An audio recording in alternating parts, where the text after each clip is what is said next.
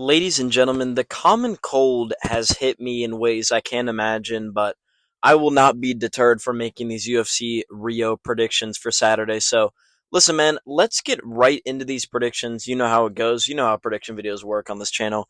We're just going to talk about each fight, kind of give my basic breakdown of how they're going to go. So, listen, man, fight number one, Charles Oliveira, Mateusz Gamrot, the big enchilada, the fight that we are all looking forward to, that could leave us being depressed, could leave us, punching our newborn child and screaming "Hey" at the top of our fucking lungs because we're so excited that Charles won. Listen, any of these things can happen. Charles is coming off that loss to Ilia Topuria. You saw the sad TikTok edits. In Mateusz Gamrot's coming off kind of a win that went under the radar over Ludovic Klein. It was a very good win. Ludovic's very skilled. Um, Unfortunately, I'm going to pick Mateusz Gamrot here. Listen, he's just the better wrestler. He's more skilled. Charles Oliveira cannot be at 100% health. There's no way that he's at a full training camp for this fight, considering the circumstances after his what's happening, what's going on. Hi, brother. It's me, Charles Oliveira. Happy birthday to you. Let's go. You're telling me that Charles Oliveira isn't going to go in there and slime out Mateusz Gamrot. You're telling me that there is a universe that exists where Charles Oliveira does not make a title run? Are you kidding me? What kind of loser and hater do you think I am that I'm not going to pick Charles Oliveira here? We are picking Charles Oliveira to win this fight. Listen, it's very simple. Beneil Dariush held Charles down for a full 3 minutes of the first round. Charles gets his feet on the hips, decides he doesn't want to play the BJJ game. He gets back to his feet. He is going to do the same thing versus Mateusz Gamrot. Gamrot's issue in the Dan Hooker fight, in a fight he easily could have won. The reason he did not win that fight, he played into the crowd. He knew the crowd wanted to see him and Hooker stand, so he let it go on longer than it should have, and ultimately it cost him the fight, even if I believe he might have won that. The same thing's going to happen in Rio. All the fans are going to be booing Gamrot. He's going to want to have to prove a point and stand with Charles Oliveira. And that is a big mistake for a guy that was dropped by RDA, for a guy that was dropped by Beneil Dariush, for a guy that was dropped by Dan Hooker. You do not want to stand with a guy like Charles Oliveira, and I think Mateusz Gamrot's going to make that mistake here, man. I can just see it. I can see it in the first round. He's going to stand with him for the first 2-3 minutes, in my opinion. That is too long with Charles. If Charles can start cutting him up on the feet, if Charles can tank the punches that Mateusz throws, because Mateusz has sneaky power, man. He can crack. If that is the case, Charles Oliveira is going to win this fight, and we will be dunking on our wives on our mini hoop. So let's hope Charles wins, boys. Co-main event, Figgy and Montel Jackson. Listen, I predicted on Tuesday that Figgy would win. I'm not going to change that prediction here. I think that Davison Figueiredo is better than Montel Jackson. Montel obviously has a big left hand. He can hurt you. But the Daniel Marcos performance, listen, I think a lot of people are going to look at Montel Jackson for his fight against Ronnie Yaya, his fight against Damon Blackshear. You have to take these guys at the value of their last fight, what they did in their last fight. Unless you can tell that they're going to come out there and do something crazy different, you have to just trust that who they are, or who they say they are, and how they act is how they are. A good example of this is Michel Pereira. People continue to pick Michel Pereira to win fights like he hasn't had a bunch of bad performances in a row. You have to take people for who they are. If they've had a bad performance the last time, I'd say it's about an 80% chance they're going to have another bad performance. If Montel Jackson is not going to throw output versus Davison Figueiredo, which is the way you beat him, then he's going to lose. Figgy's going to take you down because he's a very good grappler, high-level grappler. People don't give him credit for it, even if Sandhagen kind of blew his knee out. And he can crack, man. He really can, and Montel Jackson's there to be hit. I think Figgy wins this 29-28. I think a lot of people are going to be shocked. I'm baffled by the betting odds. I think there's a lot of money there, and I'm going to be taking Figgy, man. So, the God of War for a reason. And listen, I say the Brendan Moreno cry baby shit all the time, and I don't think people get that reference. Fucking pull the video up. But I love Figueiredo, man. I hope he wins this fight. Featured fight. I am not even going to break this down. It's a hydrogen bomb versus a coughing baby. Joel Alvarez is way better everywhere. I do think that he's going to have some issues at 170. I think there's some wrestlers that are going to give him problems. But until then, Vicente Luque ain't causing you fucking problems. So Easy win for Alvarez. Let's get him a better opponent, even if it's short notice. Let's keep it moving. Janata Deniz and Mario Pinto. Listen, Janata Deniz. Mario Pinto KO'd Austin Lane out cold, fucking bad in his last fight. Pinto has serious power in his hands. But listen, Janata Deniz beat the legendary Marauder, one of the greatest to ever do it, Alvin Hines, in his last fight, who is now suspended, by the way, for steroids. If you can get past the greatest heavyweight of all time in Alvin Hines, then I think you can beat Mario Pinto no problem. He got tired because he was beaten up on Hines so bad. I do believe that we live in a day and age where, who are the good Portuguese fighters? Manel Cop? You know what I mean? Is that it? There's no one else from Portugal. The UFC never is going to have a good heavyweight prospect. This guy's destined to lose before he can be a good prospect. He's getting fucking flatlined here.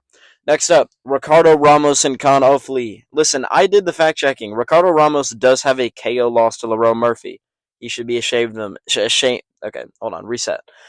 I'm edit that part out. He should be ashamed of himself for that loss. You should not be losing. I would not get KO'd by Lerone Murphy. Listen, I've sparred with Lerone Murphy before. Shout out bedtime. This kid can't hurt me. It is what it is. I'm gonna pick Ricardo Ramos here, man. Um, he has beat everybody who is worse than him in his career. Skill for skill. Anybody that is better than him skill wise, he has no chance against. But I think Offley's about on his level. And I think that Ramos wins as a result of that. Just going by fucking optics here. I don't know the last time I've seen Ricardo Ramos fight. Lucas Almeida and Michael Aswell. Listen, American Benoit Saint-Denis is coming off of a loss to Balaji Oki, in which I think there's a serious argument he won. It was very close. He took a lot of damage. He doesn't move his head very well at all. Lucas Almeida's chin is dog shit. I don't really like this guy's game that much. I think there's a reason that he's an underdog versus a guy who doesn't have a UFC win. I'm going to go the Great White Pride, Michael Aswell here. Um, he does look like Benoit. I'm never going to give up that bit. My headache is fucking pounding right now, but we're going to keep going. Listen, we're going Michael Aswell. Let's keep it fucking moving. Listen, I know you guys were here for like a specific type of fights. Just skip around to the fights you want me to talk about. The ones. Listen, I'm given less effort on some of the ones that you guys don't give a shit about. I give a shit about this fight though. I fuck with Jafel Filo. Um, he's just I love the way this kid fights. People forget, man. Jafel Filo, look what he did to Muhammad Makayev's leg. Nearly made him tap out. Um, Clayton Carpenter's a solid wrestler. He honestly gave a pretty good performance for his Tagir. I thought he was decent. I just think that Filo's a little better than him everywhere. I think on the feet, Filo's going to be more competitive. I heard he was on antibiotics versus Alan Nascimento, so that makes sense that he wasn't able to win. I thought he was a lock as an underdog in that fight. But I like Filo here, man. I think he's gonna submit Carpenter. Just a hot take. I think the kid's got really wicked jujitsu. I will say also, like, I don't know if you guys have ever had, this is like an American thing, but have you ever had like the missionaries or like the Jehovah's Witnesses come to your door? I feel like you would read their name tag and it said Clayton Carpenter. Like, I think that's the average name of like a Mormon person that's trying to fucking kidnap you and sacrifice you to like Satan or some shit. Like, I feel like Clayton Carpenter is the name where, like, if you read in the newspaper that Clayton Carpenter has been going around fucking kidnapping minors, you wouldn't be shocked by that. That's kind of my random Money Manziel tangent for the day. Vitor Petrino versus Sketch. You cannot tell me he doesn't look just like him, man. I'm sorry. Thomas Peterson. Thomas Peterson looks like a baby that, like, a baby that fucking. He just looks like a baby. No, man. Thomas Peterson looks like every part of him developed except. I, I don't even know how to describe what Thomas Peterson looks like. Thomas Peterson looks like the oldest 3-year-old you've ever seen in your life. Like, first of all, he looks like Sketch, but second of all, he looks like a 3-year-old where, like, like the CIA was testing on this guy and somehow, like, a baby became a 30-year-old man. That's what he looks like. What's up, brother? We're going to go Vitor Petrino here. I think he's better. It's just Petrino's really tough because he was kind of dog shit at light heavyweight. Like getting submitted by Anthony Smith is fucking kind of a tough look, especially in like the big 2024. I think is when it was. Um, I'm gonna go Petrino. I think that he outlasts Peterson. I think Peterson gets a big takedown early, expends a lot of his energy. Petrino either puts him out second or third round, or he wins like kind of a boring decision on the feet. We'll see what happens. I like Petrino here. Beatriz Mesquita versus Russian Ronda Arena Alexieva. Mesquita is a very good BJJ girl. I looked up her resume before making this video. Very accomplished. Her only losses are to like Fionn Davies, who's very good in jiu-jitsu, highly touted, and then like Gabby Garcia has a win over her, and she's like Gabby Garcia is a big girl. Let me tell you what. If we want to even use the word girl. She's had 4 MMA fights. I don't love that she's making this transition straight into the UFC on short notice, I believe. If it's not short notice, then fucking, good for her. Arena Alekseeva's coming off the loss of a pretty decent sized upset loss to Claudia Segula. She lost to Melissa Mullins before that. I picked Segula to win for what it's worth. Because I just think that Arena Alekseeva's dog shit. I'm gonna keep my mindset here. She's minus 750, which I think is insane for a debutante. Anybody, dude. Elijah Smith was like minus two. Was it Elijah Smith? No. Jacoby Smith, I think that's his name. Was minus 2,000 versus Nico Price and nearly got fucking fluked out cold. Um, so it's one of those things where it's very tricky with these guys who are not very experienced in the UFC to make predictions. Russian Ronda is 35-5-3, so I'm just listen, man. I'm not gonna fucking pick her. If she wins, good for her. I wouldn't even sniff this fight if I was like betting or some shit. Lucas Rocha and Stuart Nickel. Listen, these are two of my favorite fighters. I sit down every day and I watch Stuart Nickel and Lucas Rocha highlights on repeat. I know everything there is to know about these two guys. I know that Rocha's coming off a loss to Clayton Carpenter, I believe. I think it was a submission. And then Stuart Nickel is coming off a guillotine loss in August, or not even this August, but last August, to Jesus Aguilar, who I really rate actually as a prospect, but it's for another time. He got guillotined. Listen, the kid, he kind of put himself in a guillotine. It was really weird. I will say, I'm gonna pick him here just in honor of Australia. Fucking why not? Shout out to the Aussies. I think he's gonna take Rocha down and probably hold him down for 3 rounds. I don't necessarily know anything about these two guys, man. I have seen 2 minutes of Stuart Nickel fight, which was versus Uz Aguilar. I've never seen him before that. Praying for him. Hope the kids have fun. Fucking, I don't know. Now we get to the main event. Listen, the main event of the evening, Walter Walker and Muhammad Usman. This is one of the greatest fights that has ever been made. The UFC finally knew that it needed a goofy goober type of matchup here, and we've gotten it. Listen, Walter Walker has heel hooked 3 straight heavyweights, which is hilarious considering no one else gets heel hooks in any other division. And Muhammad Usman just beat the pride of Egypt, really, Hamdi Abdel Wahab. My voice just cracked. Listen, Hamdi Abdel Wahab is literally a fat Middle Eastern guy. If you walked into your local 7-Eleven and you went up to the guy at the counter and he said his name was Hamdi Abdel Wahab, you'd believe him. Hamdi Abdel Wahab looks like the guy that like you're walking around Egypt and you see the videos of them like trying to scam people at the pyramids.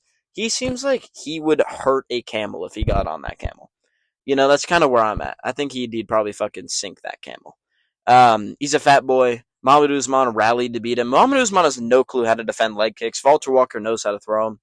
We'll pick Walter. It is the funniest fight of all time. I'm so excited that this is so early on the card. Definitely will be tuned in for this. Dude, if he heel hooks Muhammad Usman, fucking, this is the funniest division of all time. Walter, he's like, dude, he's so funny too. Like fucking the caveman video, and then, Walter, if you wouldn't mind, just remind us how you and Johnny are related. The truth, I don't like tell this for almost nobody, but my father fuck his mom. First round heel hook in 20 seconds. Next up, Julia Palastri and Karolina Kowalkiewicz. I hate that I know how to say that. I should know how to fucking speak another language, but instead I know how to say Kowalkiewicz and Joanna Jędrzejczyk. I don't know much about the fighting style necessarily. Pilastre does like to stand more than she'd admit. She tries to wrestle. It's not very successful. Luby Godinez had an easy time with her wrestling. Kowalkiewicz just kind of stands with you at range and looks at you. I like Carolina. She's sweet, but she doesn't look angrier than Pilastre. Pilastri's also sneaky bad. I don't know if you guys were hip to this when she fought Loopy, but she kind of bad, bro. Like she kind of came back in the third round because Loopy had to shit. She said she had diarrhea, like fucking bad. Um, Shout out to fuck. Who was the fighter that said that? It was like Marlon Moraes or something. I had diarrhea bad. Um, but I'm gonna go Pilastri here. You just gotta pick the angrier looking girl. You know, the girl's got a little fire in her belly, and I think Pilastri is that girl here. We're gonna go with her. First fight of the evening: Simon Oliveira and Luan Lacerda. I have never seen Lacerda fight before. The only Simon Oliveira fight I've watched that wasn't like film study was versus David Martinez in his last one. I'm sorry, this dude is genuinely dog shit. Like, I do not understand how this guy is in the UFC. He is complete shit. Um, Zero chin. Lacerda doesn't have a KO, so at least that'll help Simon Oliveira's case here. The reason he's a favor is because Oliveira was controlled for like 12 minutes against what the fuck was the random guy's name that beat him? Someone will tell me in the comments who beat him, but it was literally a random human being. Tony Graves held him down for like 12 minutes in their fight. So Lacerda's going to take him down, probably submit him. If he doesn't submit him, he'll win a decision. Wrestling, fucking, I don't even. Simon Oliveira is so dog shit, bro. Like, I'm just not. I'm not going to give this guy the fucking respect of me talking about him getting held down for 15 minutes here. Listen, boys, that'll do it for the video. I'm sick as hell, but we pushed through it. Hope you guys enjoyed the predictions, man. Hope you enjoyed the video on Tuesday. Tomorrow, I'm going to talk about how we save Khalil Roundtree's career. Or I'm going to match up each champion. I don't know what the hell I'm going to do. I don't know what the video is going to be tomorrow. I will figure it out while I lay in bed and doom scroll on Instagram Reels. Hope you all are doing the same on this lovely Thursday. Um, and yeah, man, listen, I post a TikTok sometimes. I'm kind of fucking, listen, the TikToks aren't doing well. You know, go over to the TikTok, go watch them, man, go follow it. You know, I'm trying my best. I don't have like clippers that fucking do the videos for me, which would be nice, but it is what it is. I post a short every day though. So make sure you're liking the shorts. Make sure you're liking this video. Make sure you comment down below, man. Let me know, is Charles Oliveira going to be mogging Mateusz Gamrot on Saturday, or is it going to be a very sad night for most MMA fans? Um, and yeah, man, subscribe. We're almost, I believe I actually hit 200, so thank you guys for that. We're on the road to fucking 1 million subscribers. It'll happen one day. Have faith. You know, 1 million is in the future. We're manifesting that shit right now. I'll see you all in the next one.